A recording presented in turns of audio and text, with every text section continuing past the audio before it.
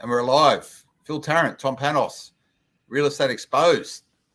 Start of September, things are looking bright. It's like, Tom, seasons have changed immediately. It was winter last week or the week before. Now it's summer. It's 27 degrees outside today. What's happening, mate? You well?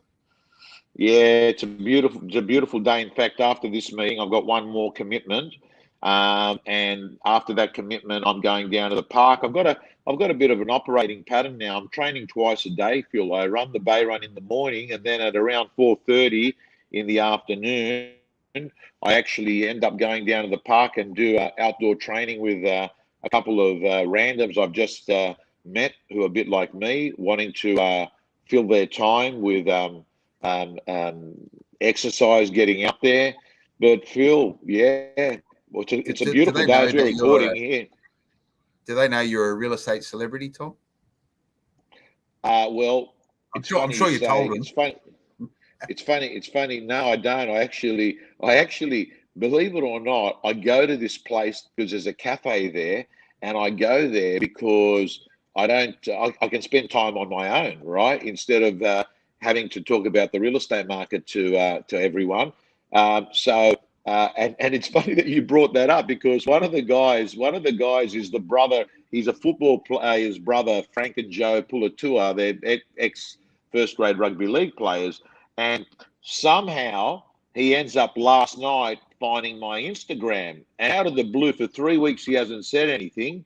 And today he sees me and he goes, "You're famous. You're famous." He points at me like that. And I go, "What?" And he goes, "I went on Instagram." He goes, "You've got the blue tick. You're verified." And he goes, "Mate," and he starts telling this other guy.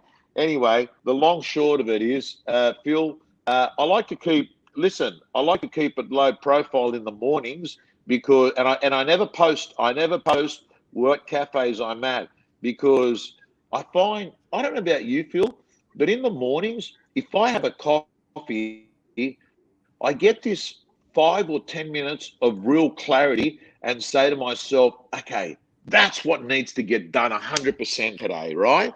I get this, and I think it's a combination of the exercise, the endorphins, and the caffeine. And I say to myself, this is the most useful thing. Good question, by the way, I'll give you, Phil. Ask yourself this question every so often. If I only had 1 month to get my 6-month goals, what would the activities I would be doing? Because you get so overwhelmed, Phil. You get so overwhelmed with so many choices of so many things that you could be doing, right? And that, decision fatigue is something that I've struggled with a lot in my life. Yeah, prioritization. Everyone struggles with it, and it's a learned skill to be able to harness it for the purpose of just operating, but then using it for good. It's definitely a learned skill. What do you tell people when? Never asked you this before, like that your buddies down at the park who just some randoms who you stumble around and you make friendships with them. When you get to that awkward conversation about what you do for a living, what do you say? Do you go, "Oh, I'm an auctioneer"? Is that your job? No, it's simple, mate. I do real estate, and then if someone quizzes me further and they say, like, what area do you work in? I'll just elaborate. I said more real estate marketing, teaching, auctioneering, and leave it there. It's funny because but by saying you're in real estate, you're asking to get more questions rather than trying to shut down questions.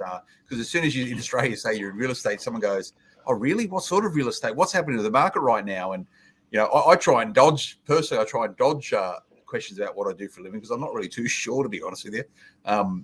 So I try and say something which is means that you don't get any follow-up questions. But if you say you're in real estate, Tom, which is the message for agents, if anyone asks what you do, I'm in real estate. Yeah, that's actually a good point. I've got to tell you, maybe if I don't want to have a prolonged conversation about them, maybe real estate's not the right answer, but it is the right answer if you're an agent. And I've got to tell you, the most common thing, Phil, the most common thing a real estate agent gets asked is, "How's the market?" That sentence there, "How's the market?" Right? How's the market? and for the people that do know me, Phil, not the randoms that don't, people that know me, they'll ask me over and over again, how's the market, Tommy? Oh, what's the market doing? Oh, Tommy, what do you think that's going to happen with the market? It's always a roundabout, how's the market, which is really interesting because it basically says to any agent that's watching this, every person that asks you how's the market is your next big opportunity. As an agent, it's your next big opportunity. And I've always trained agents, Phil, when someone says, how's the market? The best response is this. It's different for different people. Can I ask you, are you talking more selling, buying, renting, or investing? And then shut up. Let them speak next and then go with the flow. That's the right answer if you want to be prospecting all the time. Yeah, well, you telegraphed my next question, Tom, and it was going to be when someone asks you, what do you do for a living? And you say real estate, should the next be that? I would say, well, you're looking to buy or sell, but yours is a lot more organic way to ask that same question to actually get an appreciation for either or renting. You know, everyone's a potential customer in real estate. 100%. 100%. I'll tell you what I don't like, Phil, off on another tangent. When you meet, you know, like you've seen this before, Simon Sinek put a great video out talking about, you know, dating and business and the similarities between dating and business. And there's a beautiful video that, you know, articulates what we sometimes do in life. And that is, you know, a guy goes out on a date. Just picture this. A guy goes out on a date, meets a girl for the first time. They sit down and the guy says, you know, I run this big company. We make millions of dollars. And as you can see, I've just rocked up here in this nice car. I've only had that Maserati for a few months. I quite like it. I'll probably keep it for another 6 months. And, you know, I spend a lot of time traveling overseas, obviously not with COVID at the moment. I like to spend a lot of time in Mykonos. And as you can see, I work out every day. That is the equivalent that happens in business when someone meets and says, hey, mate, I want to tell you, you know, this is who I am. This is what we do. The point is this. People get turned off if you have too much of a conversation about yourself.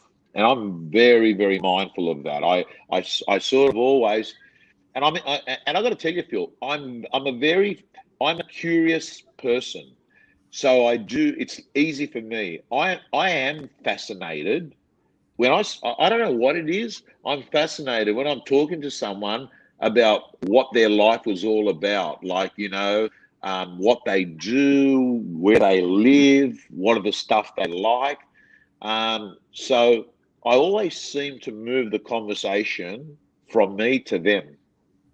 Oh, mate, I'm completely the same. One of the things I most dislike is talking about myself. Hence the reason why I'm in a perfect job where I talk to other people and I get to control the conversation. Out of most of the broadcast stuff I do, Tom, this is probably the only environment I put myself in where I'm getting asked questions sometimes and what my views and opinions are rather than me extracting that out from other people, which is an environment I'm comfortable and happy about. So, yeah, it's funny, but it is a skill to be able to get, and we're talking about real estate, we talk about selling, effective sales skills. The number one sales lesson I ever learned, and I've learned it from a number of people, Alex Whitlock being one of them, yourself, Tom, is just listen. You know, listening is the best sales skill anyone can ever adapt. That's what I try and teach my kids. Just listen to people. You get so much information. Yeah. And I think if you listen really hard, you're picking up verbal and non-verbal, you know. Like, for instance, I had a conversation with someone today who I found out subsequently is really struggling. And I said, how's life? And he said, oh, pretty good. Now, if you look at the words, oh, pretty good, that would sound like it's a pass, right? But maybe it's the fact that I have so many conversations with people in a training, you know, consultative approach. When someone sort of stutters and says, oh, yeah, pretty good, it's also saying to me is that maybe it's not that good. and then we drill down. And I use we're digressing, Phil, but I use today's an important day. It's Are You OK Day, and it's I did a session with Seth Watts from VPA campaign agent for his team today on Are You OK? Most of them in Melbourne lockdown, right? And it's really interesting because one of the themes that they spoke about is there is a lot of people at the moment, New Zealand, Melbourne, Sydney, that are silently suffering lives of private desperation, right? And, are you okay? If you were to ask someone, are you okay? I've got to tell you, a lot of people that aren't okay aren't going to say, I'm not okay, right? They'll, yeah. So I'm just noticing, Phil, I'm getting a bit of a lag. Am I coming across as a bit of a lag occasionally or not? Yeah, you are. You're breaking in and out. It must be your dodgy internet. Okay. I imagine. Okay. Yeah. I'm gonna hold this thing, and I'm gonna move. So just bear with me.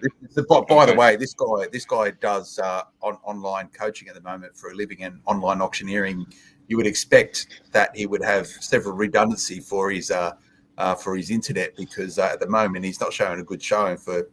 If you want Tom's coaching clients, don't listen to him about when he talks about technology. That's it, Tom. Yeah. I want to talk to you about technology. There's a couple of technology things going on at the moment.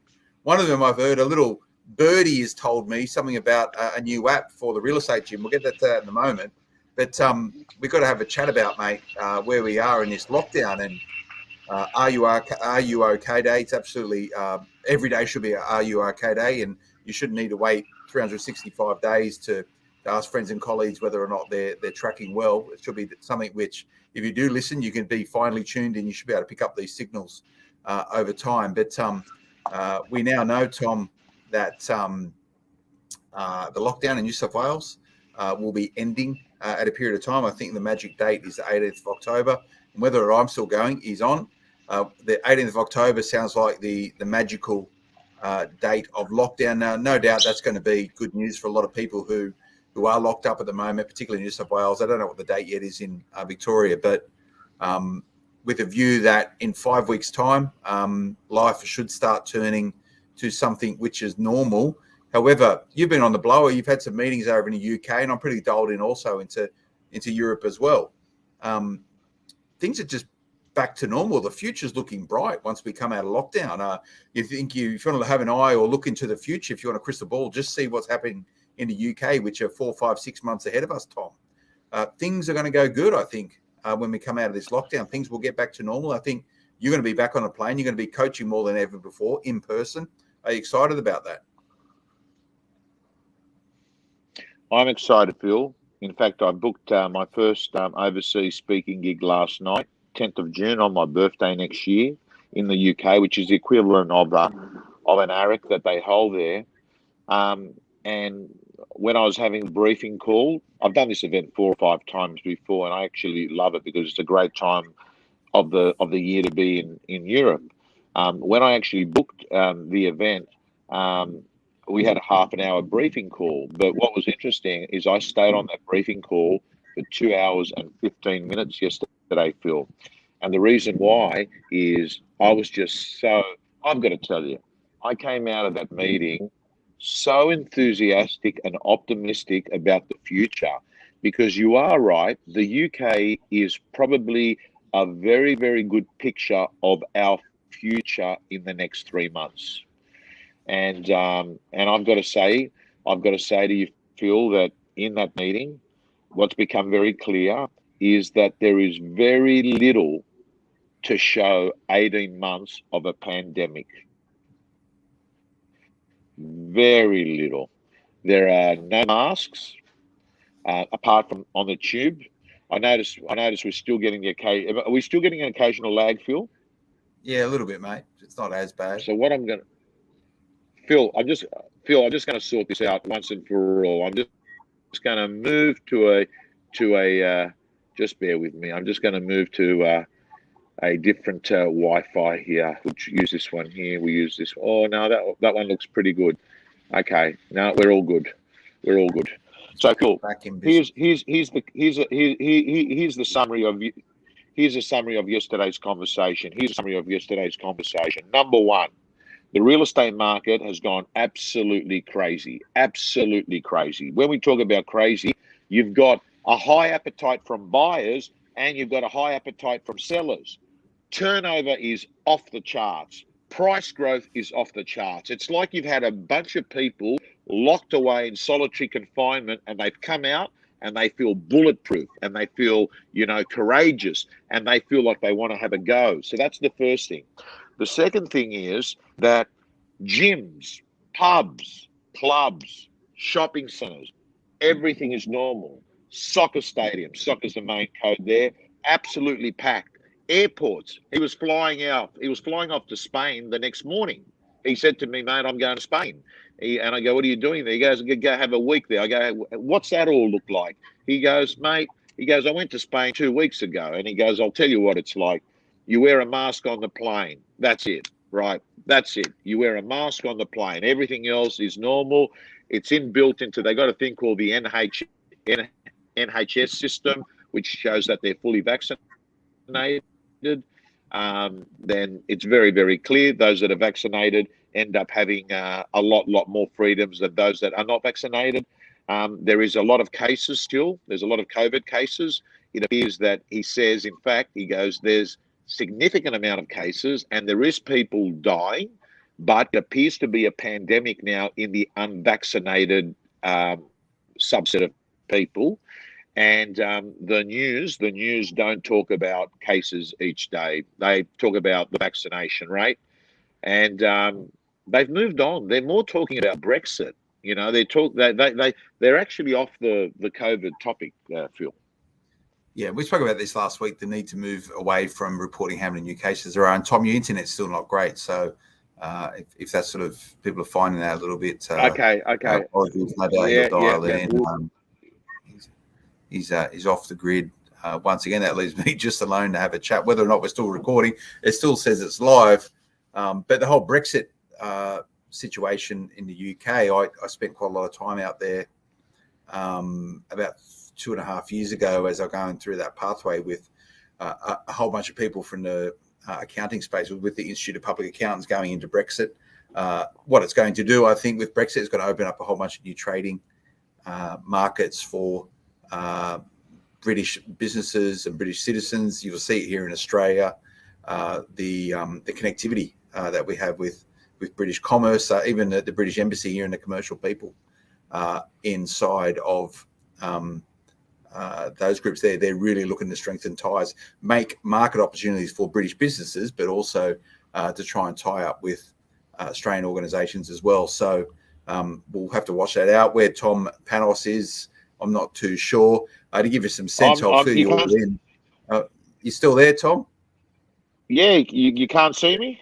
I can't see you. I can just see a blank screen. Hence the reason why I'm talking about Brexit and what the British are doing, which is probably a little bit outside my pay grade. Are you still there now? Right, he's dialing back in. Hopefully the stream exists. Are you there, Tom? So can I can see you, Phil, and I'm on the screen, but you can't see me. I can't see you. It still says we're live at 16 odd minutes. So Phil, what I'll do is if you can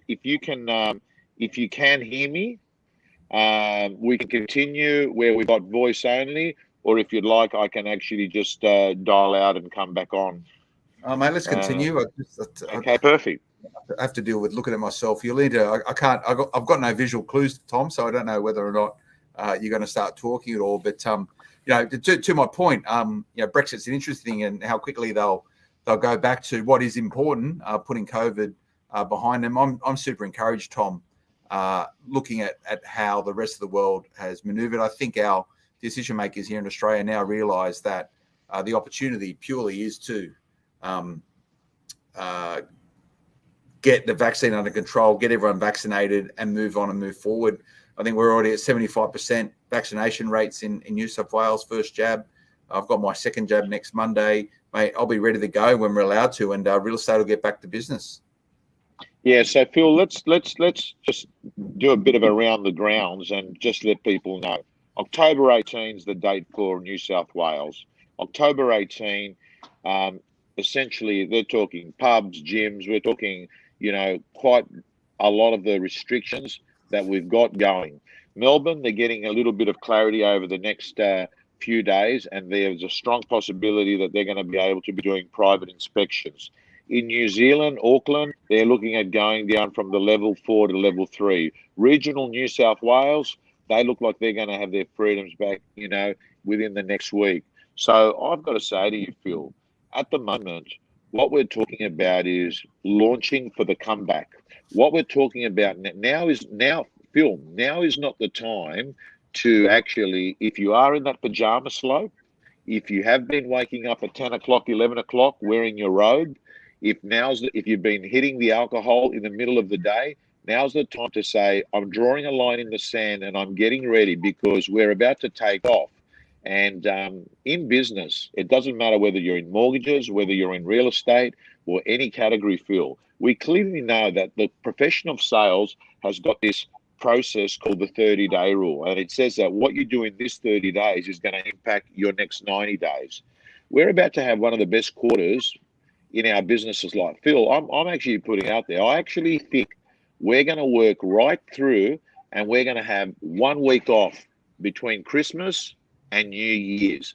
The appetite for people is going to be super high. And I just hope that our listeners and our viewers understand not to waste this opportunity to get ready for the comeback. Yeah.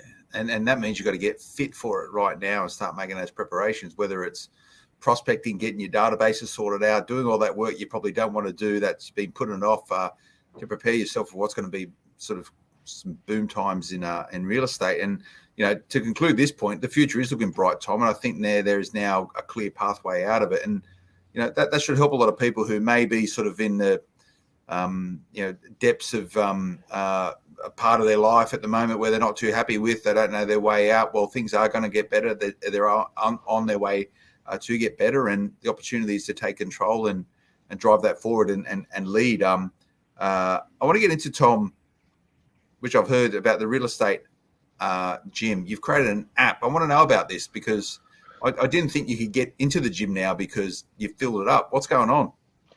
So Phil, the gym is not open all the time. We've got it locked 80% of the time. And then we have various seasonal, openings where we open it up and we bring members in. And that means that we have activities that we can dedicate towards those members. We've built a community of thousands of people, and it's not a look. I mean, I wish it was as straightforward as knowing that you could have, tens and hundreds of thousands of members and that it was all automated, but it's not. We're immersed into our community, so we're very close with them. And what we did is during March last year, we made the decision that for our business, and not for all businesses, but for our business, an app would be value add because unlike where we're talking off camera, your business, which is your content is always searched online. Our business is not. We've got a customer that is already locked in and it's the same customer, and we just got to make it easy for that customer to actually use the functionality of what they want. So for us, it was a natural thing to do to build an app, and it was a good learning experience for me, Phil, because building a WordPress website, is not a hard thing to do, but building a custom-built app. So if you go off to a technology company, and I said, see Netflix? And they said, yeah. I said, I want to build Netflix for real estate. That's what I want to do. I want to build Netflix for real estate. And they started saying, hey, Netflix for real estate, you're talking millions of dollars. And I said, why are we talking about millions of dollars? And am I back on the screen, Phil, or not? I can see you, but you're frozen, but we can hear you okay, mate. All right. Okay. So Phil, I said, explain to me why millions of dollars. Surely after all these apps have been built, you have found efficient ways of doing this. And it's really interesting, like things like the functionality, like one thing on Netflix, for example, on Netflix, you're watching a show. And what happens is on that show, you stop at a point. And then 2 days later, you go to a different device and you open it up and you continue watching the show from a different device at the same point. Like they say, that costs money to do that. That's coding that needs to do that. Or example, you don't want to watch something, you only want to be listening to it. Oh, we've got to create code for that, right? I want people to get served this bit of content, which is algorithms. There's money to go into that. So there was a bit of an investment, but Phil, I'm excited because COVID was an opportunity to do project work, right? We talk about, what do you do there? So we're excited, and we're just encouraging all our real estate gym members to go to Android or to Apple, wherever they get their apps, and download the app and start consuming the content by the app. If you want to keep using your computer, of course you can. But yeah, so I'm pumped about it. That's just, look, I know it sounds like a bit of a plug, and it is, but the main thing is I'm not looking for new gym members. I just want to let our current gym members know, if you haven't downloaded the app, download it now. Yeah, and I can see why an app with the type of content you have inside the real estate gym makes sense, Tom. It's much easier and a much better experience for watching a lot of video and the content that you serve. So I might have a look at it one day. Maybe you can sling me a free subscription 100%. to the real estate 100%. gym. I'll critique it, mate. And maybe we can do some reports on real estate business around it. But Tom, that was a good opportunity for you to rethink the client experience for those agents and those other people. I know you have clients inside mortgages who lean on you for the important work that you do in the real estate gym. It was a good time to go about doing that. And I remember chatting to you back in March and April of last year, and I would say, inverted commas, your reluctance to move on to online auctioning, thinking that you've got 15, 20 years of auction experience. You've always done it in person, and it always needs to be that way. But I think things have changed, mate. And I was chatting with a MP, a federal MP the other day, about how they can now present to the chamber via Zoom. And I went, do you reckon this is going to stick around? Like the necessity is that you can now do that via video because we've had to do that. Is it going to happen? And even his view is that whether or not you're going to be able to do that within the chamber itself, but Zoom is now going to be accepted in to support the business of politics, when traditionally it was always you had to do it in person. So, mate, what's going to happen with online auctioning? I think you're actually enjoying it. I'm watching you. There's no shortage of social posts from you on every weekend telling me how you've sold XYZ property out of Padstow with your wooden spoon. Mate, you're into it now. Is it here to stay on online auctioning? I'm not 100% sure if it's here to stay. I can tell you it works. There's no question about it. It works. And the reason I know it works is I conducted 65 Zoom auctions and sold around 60. This thing works. Will it be around to stay? I'm not 100% certain, because I look at what happened last time, Phil. Last time, as soon as the lockdowns finished, everyone just ran back to on-site auctions, right? So I'm just going off that old behavior. But having said that, this time around, Phil, we've had a good run at online auctions. Last time, there was really not much happening, 5 or 6 weeks of it. This time, we've had a very, very, very good run of them. They are selling. I've learned, by the way, I'll tell you what, there's a skill to it. I mean, and I should produce a bit of content on that. Like, for instance, when you're taking bids off people, I refer to them in their first name. Like, there's something nice about, hey, Phil, thanks for that bid. Phil, how about another 10 grand, right? Instead of, registered bidder number 7, registered bidder number 7. What's happening? I think calling them by their first name, big help. Well, I reckon, mate, roll me out any given Saturday to sell one of these places. I can probably shift a property for over reserve purely because the market allows it. So, 60 out of 64, obviously you're a good auctioneer and I won't knock you on that, but the market's sort of helping you out quite a lot with that. I'd like to see how what your conversion rate, or how you would go in a market which is on the down, right, where it's often harder to sell a property, and maybe that's in time we'll be able to have that. But With online auctioning, I could see from your point of view and for the vendor, and I'd like to see how this moves forward, is a hybrid version makes sense because you're going to get a whole bunch more people attending auctions into the future, particularly in a downward market. You want to get as many people there as possible, connected and potential buyers. Do you think the hybrid is the future? And is the technology stuck up now, Tom? The technology sound. I mean, and I've tried a number of platforms. I tried, there's Anywhere Auctions, which I adore. I think it's good, and I've had a relationship with them. Auction Now, which is the Peter Matthews one. I've done a number of those on there as well. It's pretty good. Zoom is the one that I've done most of the auctions. And Phil, Zoom is the one that you actually see the bidders on the screen. So John McGrath and I both did our first.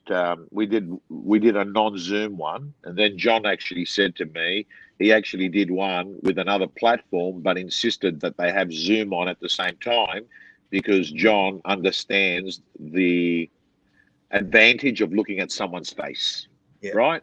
So on some platforms you're getting numbers, and it's a little bit like Kena at the RSL Club, number 73, right? And it comes up on the screen. Phil, I think you've nailed it, what you've just said, and that is, what's life going to be like on a digital auction with one buyer, right? With two buyers, with an average marketplace, right? I've asked a number of the agents. For agents, it's really interesting, Phil, because for an agent, Duncan Gordon from Rain and Hall in Newtown said the best way to describe it is playing a game of rugby at an away stadium. You're sitting in your office. You're on the Zoom as well. You can't see the buyer face to face physically. You're watching them. You really can't talk to them because they're on the Zoom in front of other people, and you sit there and you just feel like you're not in your home ground, Yeah, and I get that, and imagine as an auctioneer, it's a challenge as well. We within Momentum Media, as you all know, we do a lot of events. We use a lot of speakers, presenters, and comedians to MC. One of them, we use him all the time, Vince Sorrenti, good friend of Momentum Media. He worked with us right through the first lockdown period where we transitioned everything to virtual events, where he was trying to be doing what he does, and that is sort of entertain people through the lens. And it's just a one-way piece of communication, to actually have people in the room. So we always used to go into the room and bring, where we could do under lockdown conditions, people in the room to clap and laugh and get involved in it, even if it was just a handful of people, because he needed that two-way interaction to get a sense for how his particular bit of comedy was going down. No doubt the same applies in auctioneering and for real estate. And for you, Tom, how are you measuring success at the moment? Like, to my point, if a property is priced well, it will sell. Absolutely. So how are you measuring your success, or whether or not you're going above and beyond and adding greater value to vendors? It must be hard to measure it over reserve at the moment because things are just out of control. Yeah, good point, Phil. And the other thing I'll say, and this is important, real estate agents, I've got to say, I don't think you do yourself anything really good in the marketplace by reaffirming to people, hey, I sold this for $1 million over reserve, right? Like, the market's the market. Everyone knows the market's hot.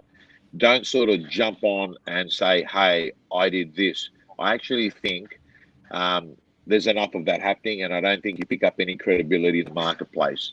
The second thing is, listen, I'm a student of the game. In my own brain, I know when I've added value and other times where I walk off and I think I should have said this or done this.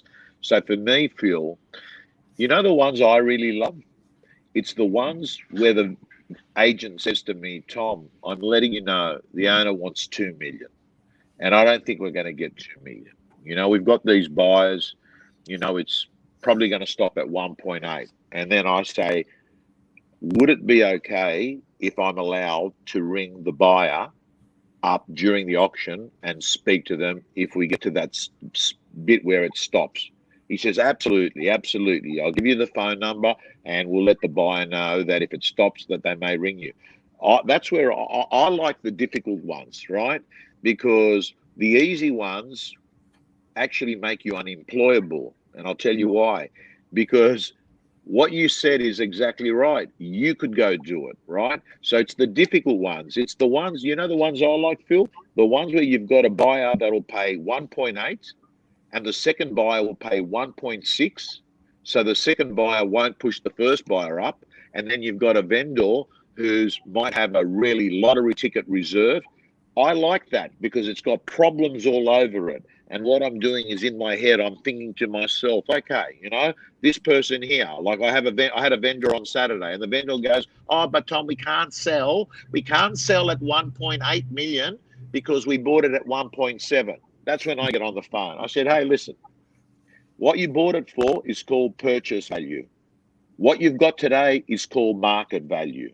There's no link between purchase value and market value. For instance, if you'd bought the property for $100,000, would market value be different today?